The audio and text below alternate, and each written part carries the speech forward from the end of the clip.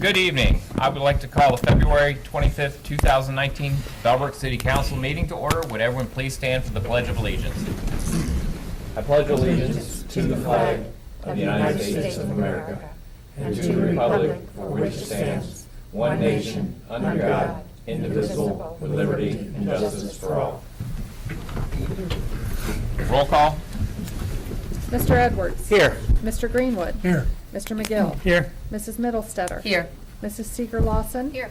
Deputy Mayor Schweller. Here. Mayor Baird. Here. Formal approval of the regular meeting minutes of the February 11th, 2019 Bellbrook City Council meeting. Does any member of council have any corrections or additions to the regular city council meeting minutes of our last meeting? No, Mayor. No, Mayor. Seeing none, the minutes are approved as written.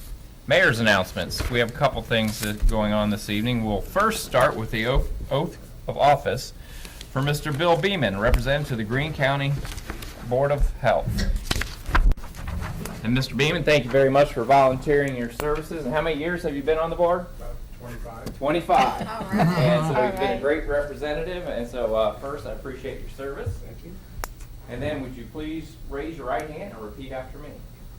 I, Bill Beeman, I, Bill Beeman, solemnly swear solemnly swear that I will support I will support the Constitution the Constitution of the United States of the United States and the Constitution and the Constitution of the State of Ohio, of the State of Ohio, and will obey and will obey the laws thereof, the laws thereof, and that I will, that I will, in all respects, in all respects, uphold and enforce uphold and enforce the provisions the provisions of the Charter of the Charter and the ordinances of Bellbrook, and the ordinances of Bellbrook, and will faithfully discharge and will faithfully discharge the duties the duties of the office of the office upon which I'm about to enter. I'm going to enter. Upon which, Upon which I'm going to enter.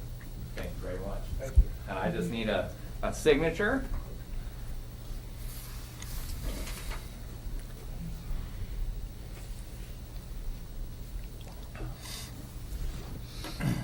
And what is 25th.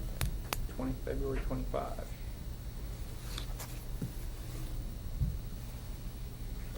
$25. Thank you. Thank you very much. Thank you. Thank you very much for serving again. Thank you, Bill. Thank you. Thank you. Moving on, this evening we have the opportunity to hear from our Bellbrook Fire Chief Jim Neidhart to give us the 2018 Department Annual Report. Chief?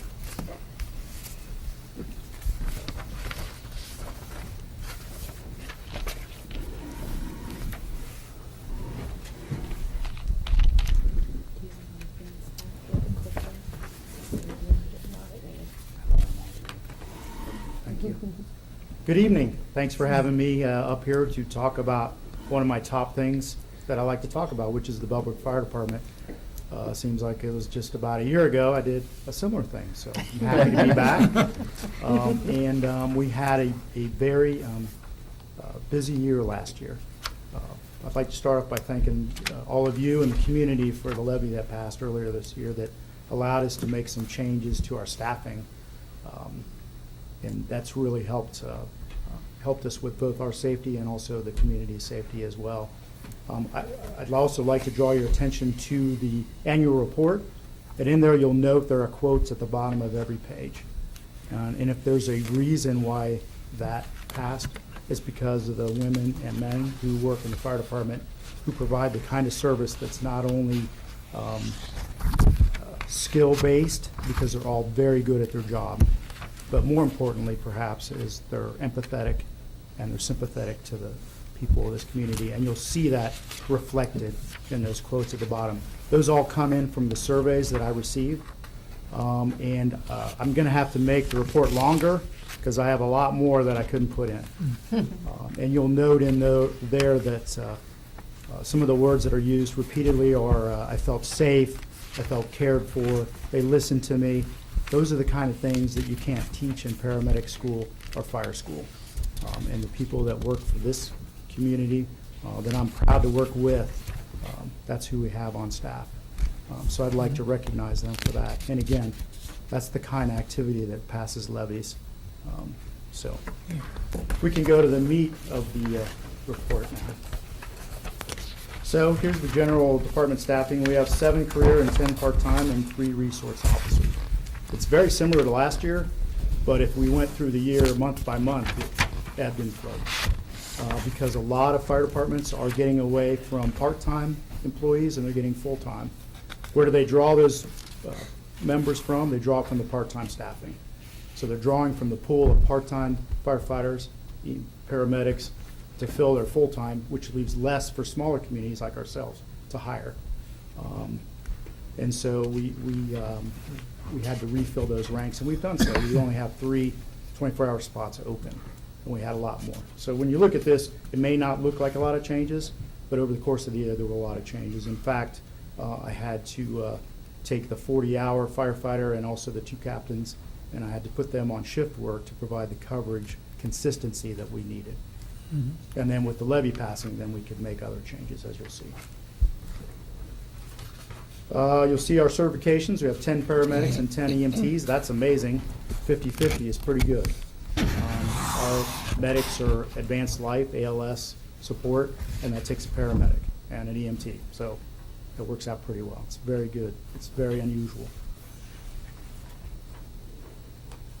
And here's our vehicles. You'll see the big change. We've got a ladder trucks, 2 fire engines, 3 ambulances, 2 chief vehicles, and a support vehicle. What we got rid of is a rescue truck. We had a rescue truck that had some capabilities to fill air bottles and some things like that. I think it went on 3 calls in 2 years, so it seemed like the money spent to maintain that and the equipment could be better spent elsewhere, so that was sold as to give us some other monies to do other things with.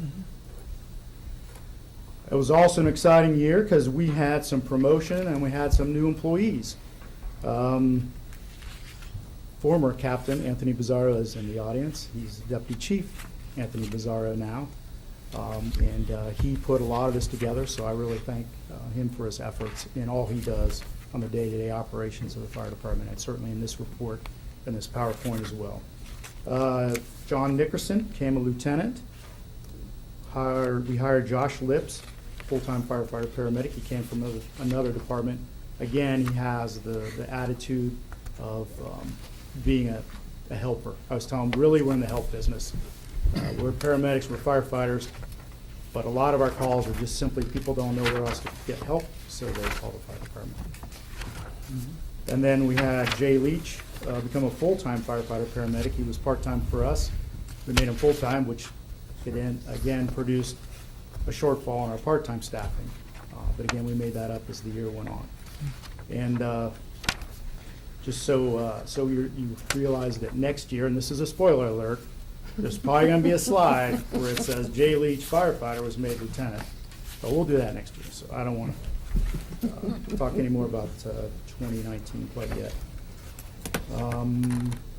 One of the things this department is really good at is fire prevention. And again, I have to thank Deputy Chief Bizzarro for this idea. We had an award. We sat out. It was kind of fun. We do a coloring contest. So each grade submits a coloring thing, and we all judge that, and then the winner gets a plaque. That's pretty exciting. We announced it at open house. So Deputy Chief Bizzarro suggested that one of the other things we could provide the winner with is a ride from their house to the school that day. So this has been a very successful thing. It's very exciting for both the kids and their parents, actually. So it's been pretty cool. We turn the lights on, we get to school and all that thing, make a big entrance for them. We meet with every student from pre-K to 5th grade and give them some fire prevention education. And that's one of those things that not only pays off later, like we don't have very many fires because they've learned, but also I look at it as an opportunity to find firefighters for the future. So if we can make things pretty cool, maybe they'll consider that when they get older. And then the other thing we do is for the 5th grade, we provide a quiz for each 5th grade class. And if they all turn it in, and they all get, I don't know if they have to get them all right or whoever gets the most right, that class we bring in on lunch. We provide them lunch We dress up the teacher in the fire clothes, and they get to cut up a car with Jaws of Life. I mean, how much cooler can that be? The kids like to see their teacher all dressed up and have that kind of fun. So Lieutenant Narker has done a great job with that program, and we have a lot of fun with that. And our open house is known around town for being pretty well attended. So.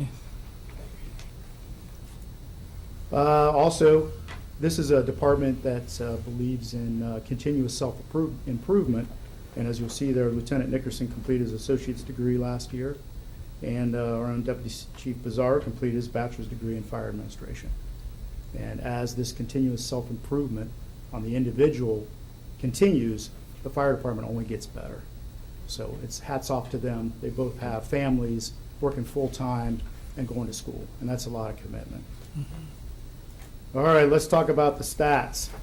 You'll see this year we're down just a little bit in our total numbers. Our fire numbers are up a bit, and our EMS is down a bit. The fire is up a bit because we had some ice storms or something. We had a day of a lot of calls for this department, so that's why you're going to see that up. It would fall into the fire category, so that number's up a bit. EMS is down a little bit. You'll see in 16 and 15, those were two highest years. And I would venture a guess that one of the area Greene County fire departments was transitioning from a part-time, full-time combination to an all full-time. So while they trained these individuals and hired them, they were short-staffed, and we spent a lot of time going on medic calls to that community. So that's why our numbers were boosted up those couple of years. They've since added more people and more stations, so we don't need to go out there quite as much. All right, let's look at some pie. So this first pie chart, it just breaks down the call numbers by area. So you'll see area 3 is our biggest area, and if you look at it, it's the biggest area. So it makes sense that that would be our greatest number of runs. The next one you're going to see is EMS incidents, and you're going to note that illness is number 1, and that's just like a catch-all category. A lot of times when citizens call dispatch, they don't exactly know what's going on. They just know that somebody's not feeling well. So that's always going to be a very big category. And then the next biggest you're going to see is injury, which would also fall with that as well. I think the demographics have something to do with that in this community. So we have some falls and injuries and things like that. So those are our two biggest categories.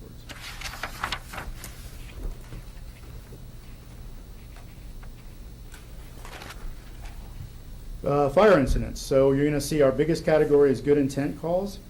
Good intent calls are like if the smoke detector battery is dying and it goes off, we'll go out and replace that for people.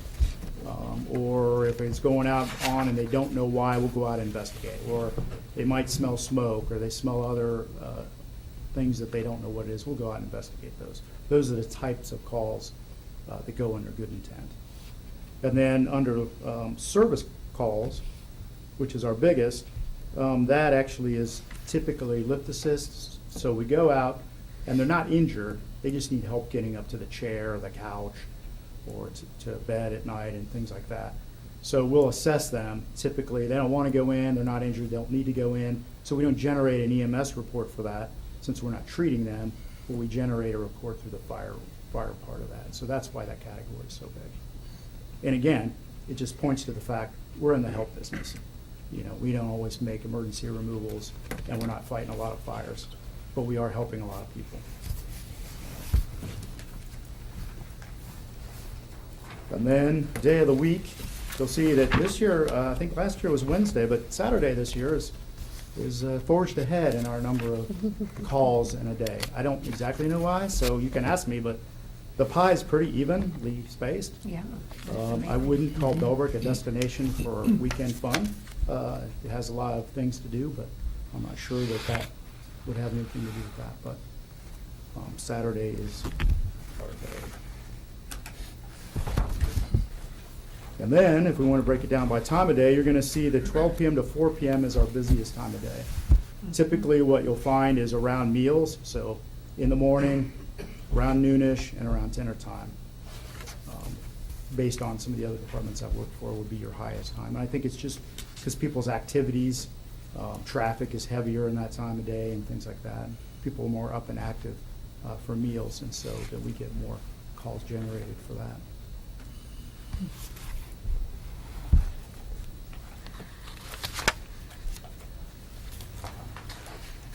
And then here's our run statistics. So what I'm happy to report is that we gave mutual aid 72 times, and we only received it 34 times. So we're not close to being even on that.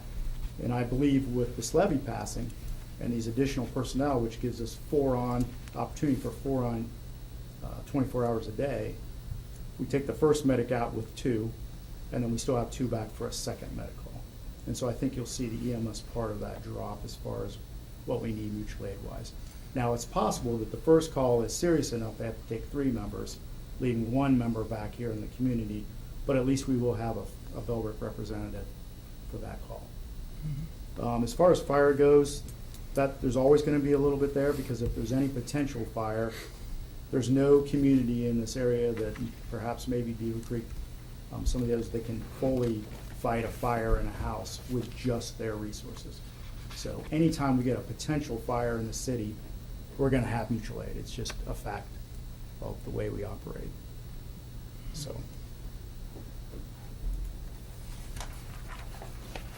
And then here's our response time. It's by area, which I'm not sure how much that detail will give you, because we're pretty compact as a city. The thing that I'm most proud of is you'll see in the red box at minute 35. So the first box in green, that's the time when Green Central answers the phone and pushes the tones that allows our guys to know, hey, there's a call. The red box is where we can have an effect, because that's the time the guys hear the tones, they stop what they're doing, they go to the apparatus, they get dressed if it's a fire call, and they start on the response. And then the last part of that is really the drive time, which I've not encouraged them to drive faster, because it's just not safe. So the time we can affect is the time, the red box, minute 35, and that's really good, especially when you factor in some of those calls are coming in at 2 in the morning, so they have to get dressed. They have to sort of get their mind back to where they're going and who they are and all that kind of stuff that happens in the middle of the night, and then get to that call. So they really do an outstanding job. Very proud of all of them, and happy to be part of this fire department and a member with these people. So, and then thank you for your support for the fire department. It's a great community to live in and to work in. And do you have any questions for me? Apparatus, Yes. truck 26 or 22, purchased in 1995. Yes, sir. Will they be putting a request in for a We'll similar have to type look of? into that and see that. I'll have to discuss that with the city manager. How long do you usually keep a piece of? You know, a lot of places will do 20 years, but this is a different Yeah. characteristic because, I mean, the miles are really low on it. Yeah. So that's something we'll have to address. Some places will keep them 20 and they'll put them in reserve for 5 to get the max out of them. It all depends on the community. And this truck is still maintained regularly and checked every day and all that kind of stuff. But that's something that we will have to consider at some point. Thank you. Thank you. How often do you need a ladder truck in our How often do community? we need a ladder truck here? I don't know that exact number. To be, a lot of times where it goes is mutual aid, because mutual aid, if it's a big fire, they'll ask for 2 ladder trucks. There's no community in Greene County, maybe Dayton in Montgomery County that has 2. So you're gonna get 1 from the community, if they have one, and 1 from an outside community. So most of its work is done mutual aid. But we don't have that many fires either, so No, we don't have that it's many kinda fires hard to say. and a lot Thank of heaven. one-story buildings. Well, Yeah. that's fine. Yeah. And that provides also, not only is it a rescue tool, but it's also what we call an elevated stream.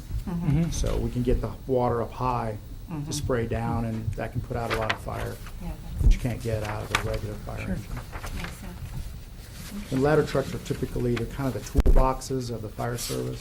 So they come with a lot more specialized tools and things like that. Good report, Chief. I especially like how we're getting involved in the community and staying involved with the kids in the schools and all that. And that's just a neat thing, and the stuff that we're doing, I think, is nice. And I think it's a great idea to get those kids involved at such an early age like what we're doing. How is our dispatch work with Green Central? I mean, I'm kind of here to seamless right now, and I don't really hear much in the community at all about it. I guess there would be some people that might disagree with me, but for the most part, they put the tones out and it's accurate with where we need to go. And, you know, they do their job. They don't know the community like your previous dispatch center, so Right, we right. can't rely on them for information that they don't know, that we might want to know. But for what I understand the savings were to this place, I think it probably big is deal. working out really well. They have bumps, but so does every dispatch center. And usually, you know, unless it's some kind of internal system problem, somebody made a mistake. So, Yeah. Well, from I my like- perspective, it works pretty well, but. I like the savings and the redundancy, having more than one person on Absolutely. dispatch, so that's been the win-win for me, I think, so. Yeah. Our ISO rating of a 2 is part of that reason, Yeah. because we had the redundancy that they can provide that's difficult to provide in a local community. That's why a lot of places have it. The Washington Township, where I was a dispatcher, they now go to Montgomery County. They do county dispatch as well, because the cost of maintaining the equipment, the personnel and all that stuff, it's just difficult for smaller communities to continue that, so. And if we have any problems, we have a seat at the table so we can share that with them right, Yeah. on a regular basis. Yeah, I send emails and stuff to ask questions, why is this, and they're always very good to get back with me. They correct the problem, or they look into it and tell me what happened, Okay. so. I'd just like to mention, Chief, that in your report, we're a Class 2 public protection, we have a Class 2 protection classification, which puts our department in the top 3% of the nation. I think that says it a lot. Yeah. There's not much more to say. I mean, Yeah, it's excellent, it's very good. There are very few Class 1s, so. I think there used to be one in Ohio, maybe there were 2, but I could be wrong on that information. but and I very few.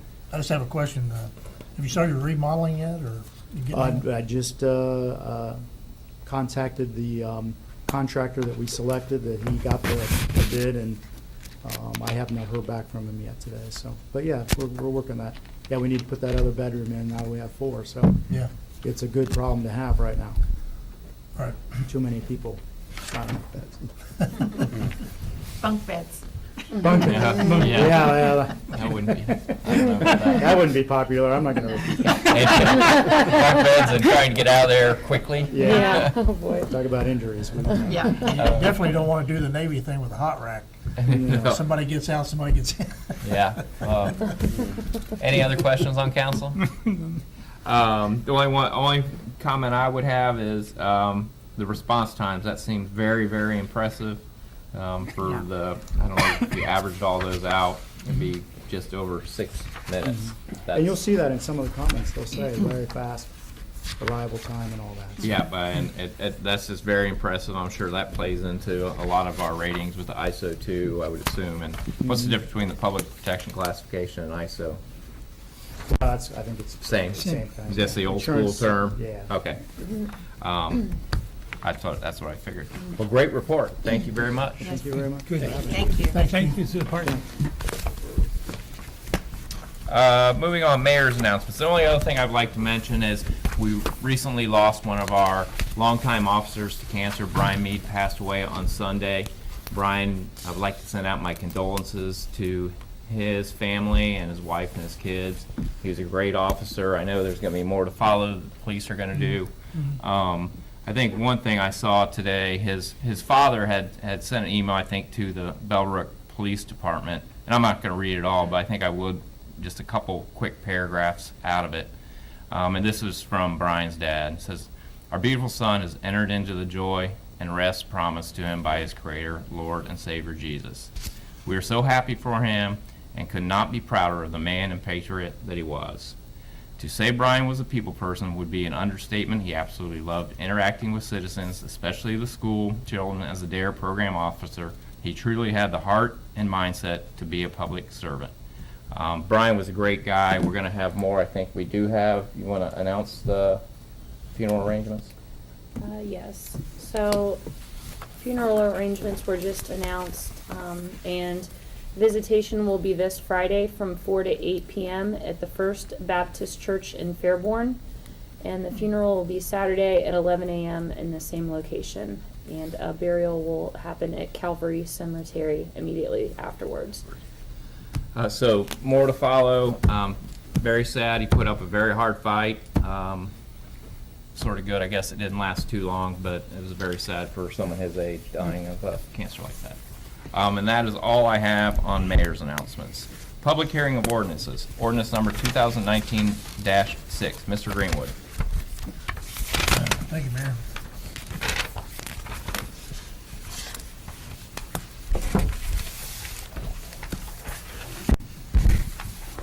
Ordinance number 2019-6, an ordinance to approve the rezoning of 28 South Street from O1 Office Building District to R3 Multifamily Residential District. Whereas the Bellbrook Planning Board conducted a public hearing on January 31st, 2019 concerning the request to rezone 28 South Street from O1 Office Building District to R3 Multifamily Residential District.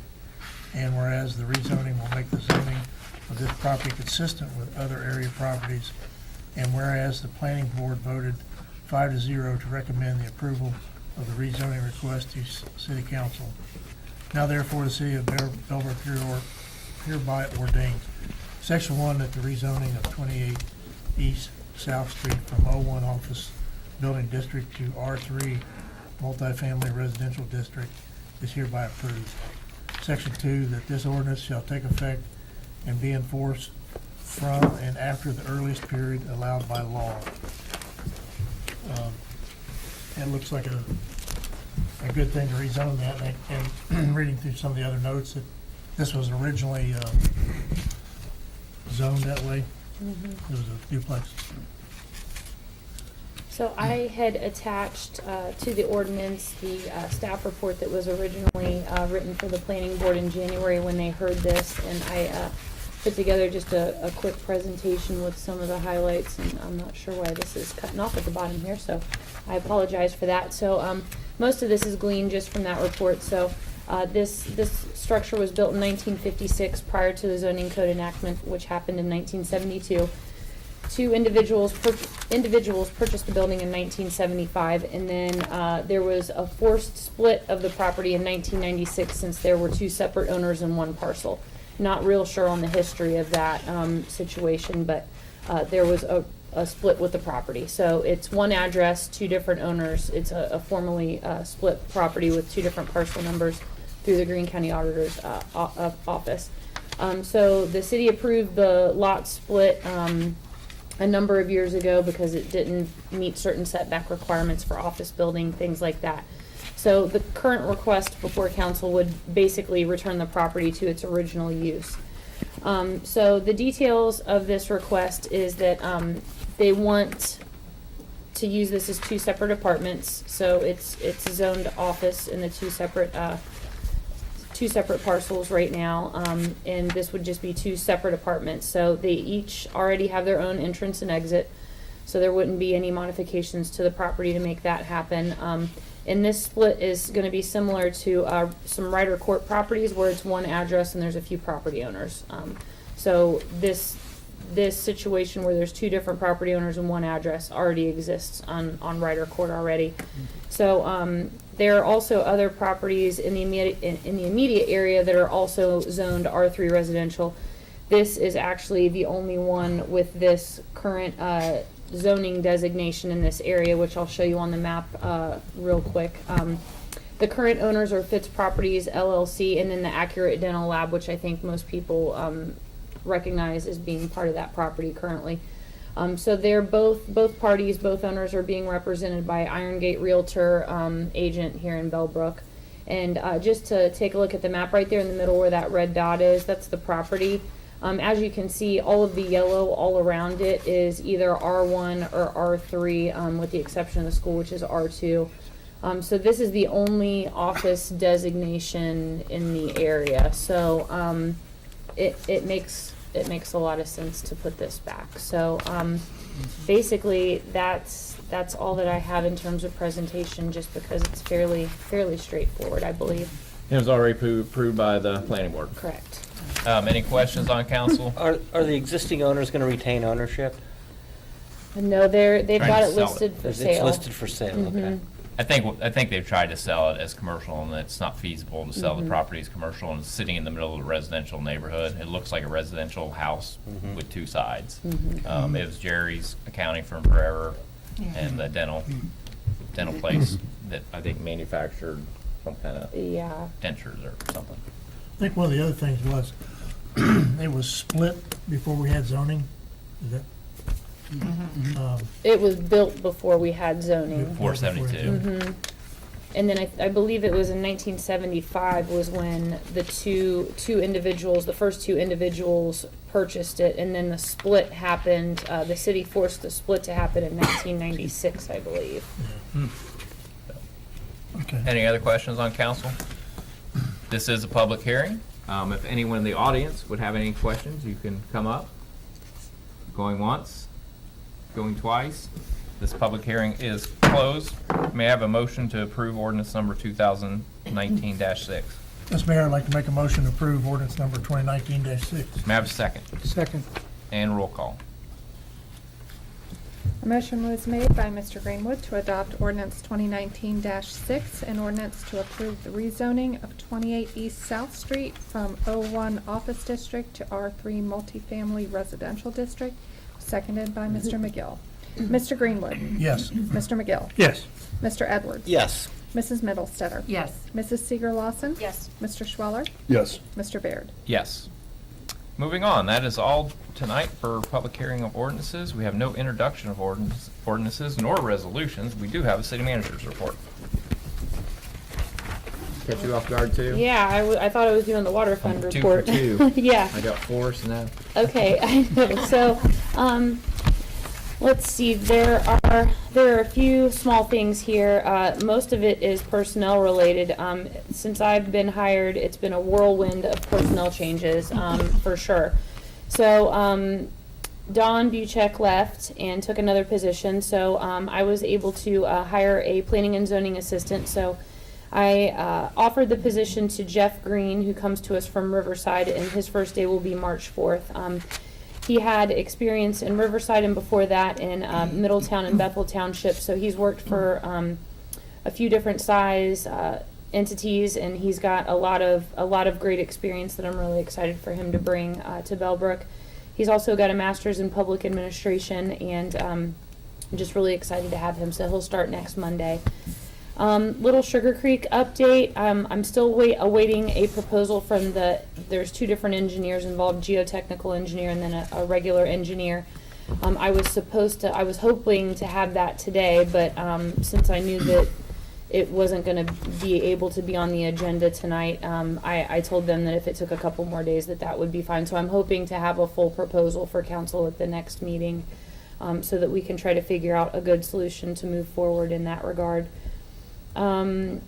We did hire, I know that Chief Doherty at the last meeting, when he gave his annual report, he mentioned the part-time hire of Officer Bob Loudermilk. While we had Sergeant Meade off for his leave, it had left some gaps in the shift coverage and things, and with Officer Loudermilk being recently retired, it was an easy way for us to be able to bring him back on without having to lose a bunch of time with training somebody to be able to cover some of those shifts. So I just thought that I would clarify that if anybody picked up on the fact that he was returning in a part-time capacity, that was what that was for, was just to kind of cover some of the gaps that we had temporarily. And then Kathy Emmerich, longtime utility billing clerk, has also announced her retirement.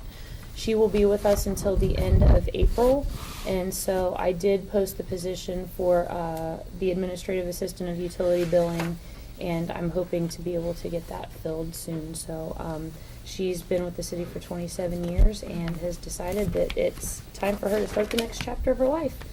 2 two more things. Comprehensive plan update. The planning board is going to discuss the full plan a little more in depth after they've had about a month to digest that initial review that they had given by Greene County Regional Planning. So that will actually be this Thursday at 6 p.m. So we welcome anybody that has input or would just like to listen in and maybe offer some input to come to that meeting. If you can't make the meeting, you can definitely feel free to email me. I'm more than welcome to take any comments or suggestions that the community has on that. The last thing that I've been working on, and this is in partnership with the Bellbrook Sugar Creek Parks District, is we're going to have a Be Well Bellbrook event. And this is going to be a downtown event on Saturday, September 14th. And this is going to be a downtown event. It's going to happen at the same time as our farmers market. It's going to have lots of health-related vendors. There will be fitness demos, things like that. The mobile mammography unit will be here. So we're hoping to have some screenings and things like that for the public. So just an all-around health and wellness day. And the other piece that's a really big deal to me, which I think is really cool. The director of the Air Force Marathon, Brandon Huff, he has agreed to create an event and a run, and he's going to manage the entire event, take care of all of the logistics and everything for us. So there's going to be a 10K that happens that morning, and then a 1K kids fun run. So we're hoping that that'll bring a lot of people to the community, and we'll be able to get lots of people downtown and just celebrating health and wellness, which is super important. So mark your calendars. There will be lots more to come on that. So that's all I have. Questions for our city manager? Melissa, I was saw in the newspaper that Miamisburg's having a similar problem with a road that is. I saw that. Have we been in contact with them? Are we using a different engineer? No, I just saw that. Theirs has been closed since April of 2018. Yeah. So it really surprises me that, it's been closed for almost a year at this point. I do know that we reached out to OPWC, the Ohio Public Works Commission, about emergency funding, and they have $3.5 million every year that they are able to dedicate, and their fiscal year is July 1st to June 30th, and Linda Bailiff, who is the head of OPWC, indicated to us that their funding was almost out for the year, and it's first come, first served. And it was a conference call with myself and an engineer, and we asked the question, is our situations kind of like ours, eligible for this type of funding? And they said that's pretty much all that funding goes towards is road slips. But they are for much more serious situations than ours, where roads are actually closed. So, I have not reached out to them, but I did just see that this weekend. So, I should definitely reach out to them and see Just kind of see what their funding sources were. I don't know if they got. It was a loan. A loan, and I think it was an interest-free loan from somewhere. Yeah, I'm not sure the logistics. I think if I remember correctly, it was a 9-year loan, and I'm not sure where they got it from, but it was a very similar situation. So. Okay, thank you. Mm-hmm. Any other questions for our city manager? I just comment on that article. I think it was a 20-year project. Yeah, they had to build a wall first to Mm-hmm. sustain, and then over the next 20 years. Yeah. I don't know. Okay. If nothing else for city manager, committee reports, service, No service reports at all. safety, No report, Mayor. finance and audit. Nothing reporting, Mayor. It's because you're too busy doing taxes. That's right. It's a little bit of it. Community affairs. And we don't have anything further tonight. You're probably excited about that because all the boards are filled. The boards are filled, yes. So very nice job to the Community Affairs Committee. Old business, I don't believe there is any. Is there any old business? We do have one item we did put under new business, which I think will just be tonight only. Yeah, so we've got a water fund review. So I know that this a similar presentation is typically given to council about this time of year. So instead of a water rates review, I titled it the water fund review because it's more than just the rates. It's kind of the operation as a whole, because we're gonna look at a few different things. So it's a brief presentation, but I think that the information is worthwhile. So I did kind of change out some of the slides versus what has been presented in the past, because there were a few things that I thought were worth noting. So we'll start out with our water plant production. So this goes back to 2008, and as you can tell, it kind of ebbs and flows. I don't have enough historical knowledge to understand exactly what happened in 2012, why the production was so high, what exactly was going on. But if you take a look at the last 3 years, it's remained fairly steady. So nothing unusual, even though it was a jump from 2013 to 2015. It remained relatively stable. So these are gallons in millions with the water plant production. So I get these figures from our service director. They monitor all of these things and keep lots of logs. So this is just nice to just see how much our water plant is producing. So then if we compare that to the amount of water that we bill, it's usually always going to be a little bit less than what we produce for a number of reasons. So if you take a look, for some reason, the data that I had for the water billed only went back to 2014. So I think that with some of the software changes and things like that, some of the history was just harder to pull much further back. But if we take a look at what's been billed, again, it kind of goes along with production. It's a little bit lower in that 14-15 mark, and then pretty consistent between 2016 and 2018. So then if you take a look at the water that is being produced and the water that's being billed, that difference is what is typically called your water loss. So water loss, based on the Environmental Protection Agency, the average water loss for a community is 16%. So if you take a look at what we've had the last 5 years, with the exception of 2016, it's all been, right at or a little bit under that 16%. So just to give everybody kind of an idea of where water loss can happen, we flush hydrants on a regular basis, so there's a lot of water that comes out of there. If there are ever any main breaks or anything like that, that results in some water loss. There's also, pipes leak, old pipes leak. It doesn't result, hopefully, in a lot of water loss, but a lot of older infrastructure, if you don't keep an eye on your water loss figures, those things can kind of start to creep, and it could indicate that you've got some leaks in your lines and things like that. So there's some testing that you can do to try to detect those leaks. But fortunately here, we're in pretty good shape. I know that a lot of communities struggle in the water loss area and just trying to pinpoint where exactly those things are. So City of Bellbrook looks pretty good in those terms. So this slide shouldn't really come as any kind of a surprise. These are all of our total meters billed. So this includes our irrigation meters that we have as well. So these are our residential, any commercial business meters. So these are meters of all sizes. So this is everything that we bill.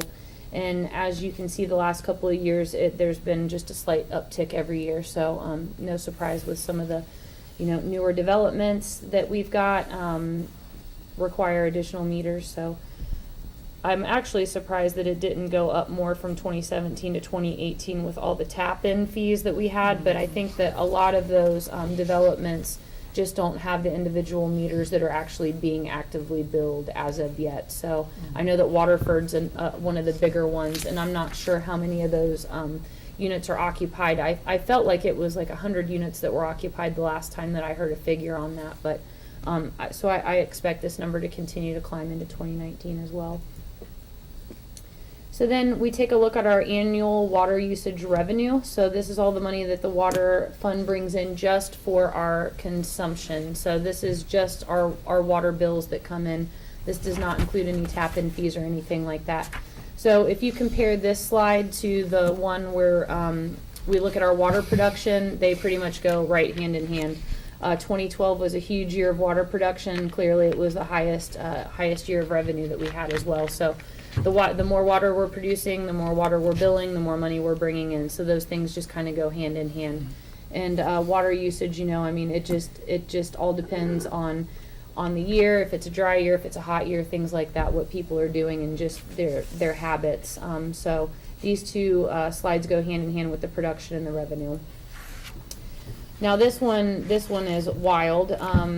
As everybody knew, 2018 was a big year in tap-in fees. So in the quarterly financial report, there's a breakdown of exactly which developments were bringing in the fees for the tap-ins. And it's actually split out by development. So that's something that council's used to looking at. But this number at 2018 ended at $374,000 worth of tap-in fees, which is a lot of money. So as you can tell, that's quite the anomaly. It's not something that we would necessarily budget for because the development was just, it was a lot in 2018. And I know that one of the things that happened was with Waterford was they came in and they paid all their tap-in fees all at once. So even though the work didn't happen, might not have happened in 2018, they went ahead and paid for all of it ahead of time. So that's one of the reasons why that was so high, is a lot of that was front loaded. So then we take a look at the balance in the water fund. We've got it going back to 2006. So these are millions. So it went from $450,000 all the way up to ending 2018 with 2.26 million. So the water fund has remained healthy and has continued to have a stable balance. The different developments coming onto our water system has definitely helped that, along with those tap-in fees that we had. That's a huge jump. So that's a really good slide to take a look at, just to kind of see the history that dates back all the way to 2006. So this is just a slide as to how to calculate your water bill. So we do have a monthly base charge of $8.90. That includes your first 1,000 gallons. And then we bill at a rate of $3.90 for every 1,000 after that. So all of our meters are billed in the thousands. So if you use 800 gallons, it doesn't bill you for that next 1,000 until you roll over that 1,000 gallons. So, and then there's an example here of what a quarterly bill amount would look like, of $67.65 per quarter, and then an average yearly amount for a household of $270.60. So our water rates are still really low, and with the water fund being able to maintain a stable balance with low water rates, it's kind of an anomaly. Typically, if you have lower water rates, then typically your water fund balance kind of reflects those same things. So that's a water bill calculation. So in conclusion, water fund looks good. I will work with our new service director, Ryan, to look at any needed system improvements in the next 5 to 10 years. I know that there are a few things that have been on the radar for a little while, but I know that like this year he had some suggestions that I know that had been on his radar for quite a while, with the well field and hooking up a generator for communications and things like that should the power go out. So just having a new set of eyes on the operation, and somebody with a lot of history from our system as well, is going to be helpful to kind of identify any new projects going forward that we might need to be able to budget for. So I will continue to work closely with him.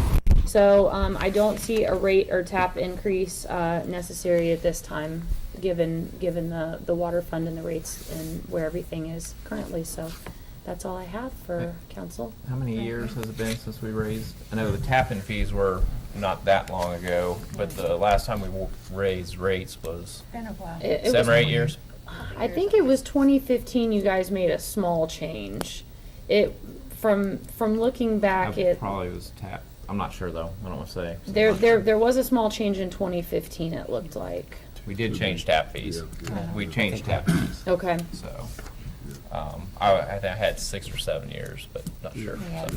I would like to know if the service director is worried about, all the newer developments, if we're worried about running out of water at all, or if he thinks we have enough, or is there some threshold that says we can't take on any more after, we add so many more?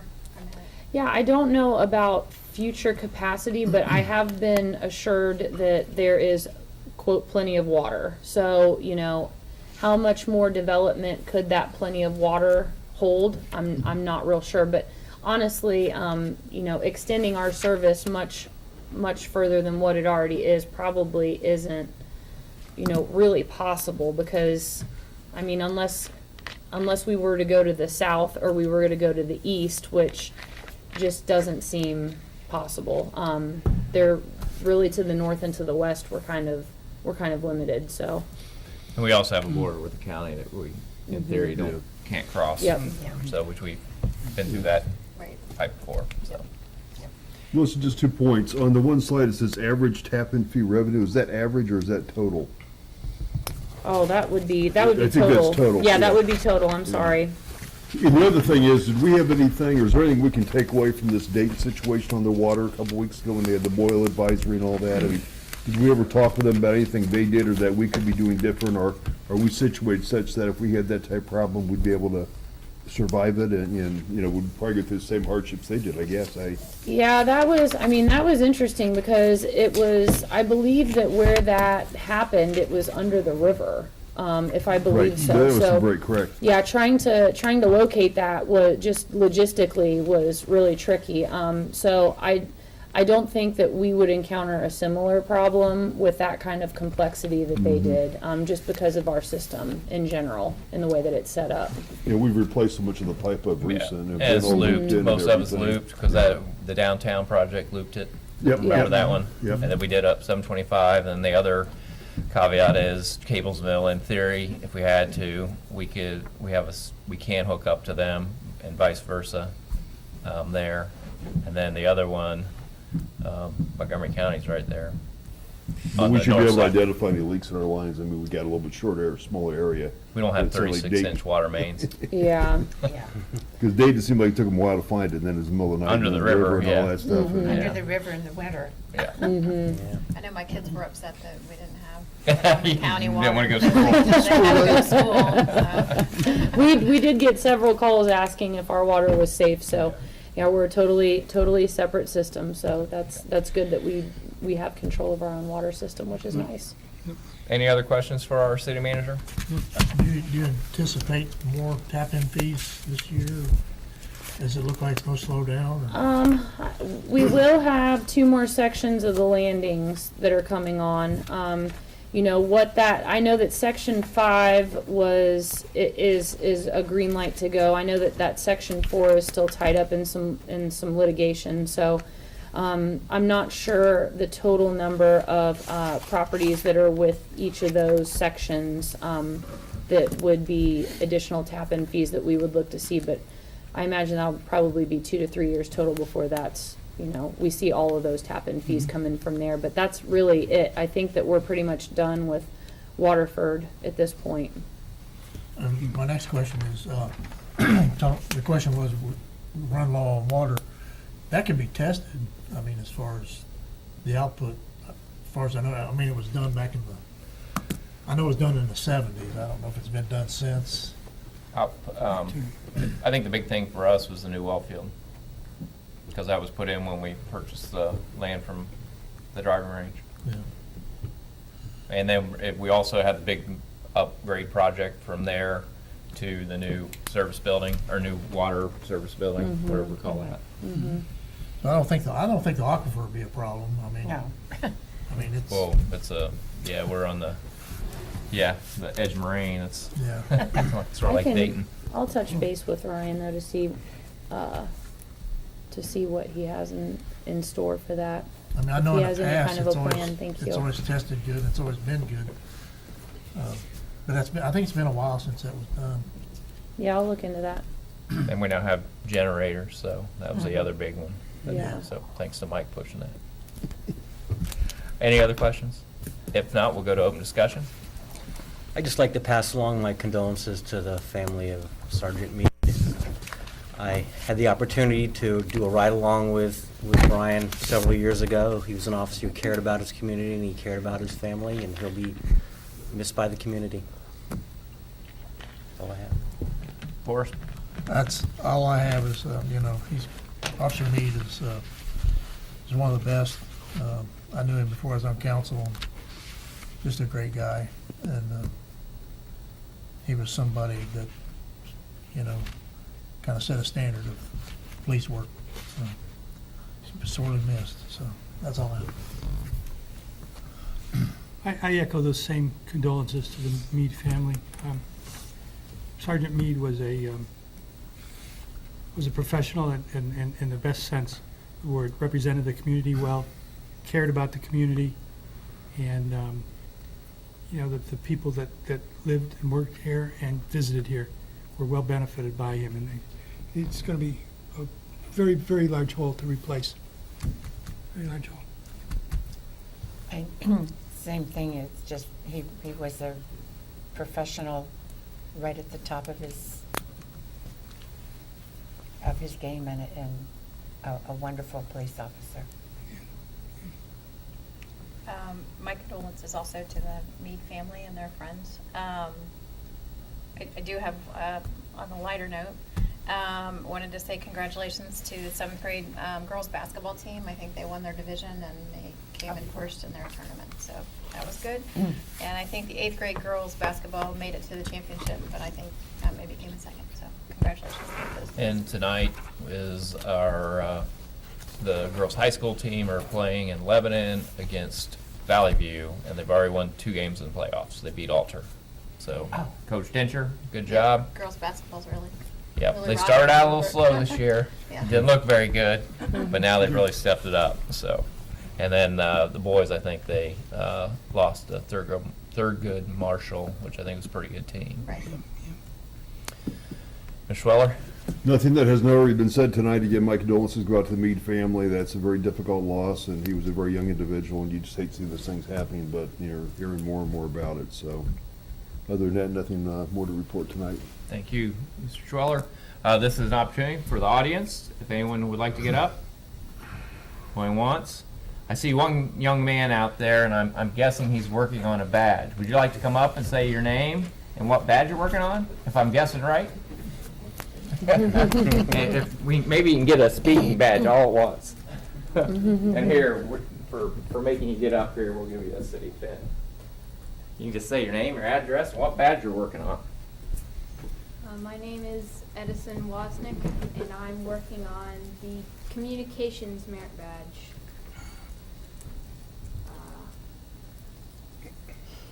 Where do you live at? Bellbrook, Ohio.